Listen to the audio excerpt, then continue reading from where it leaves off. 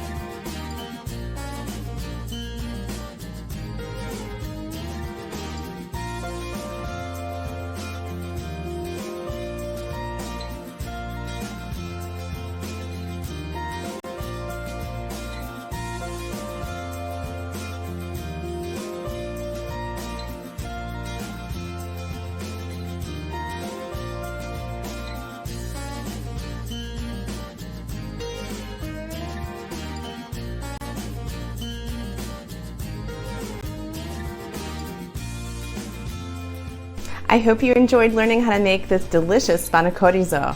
For more of my recipes, check out my website, mysweetgreek.com, and my other videos here. Thanks for watching.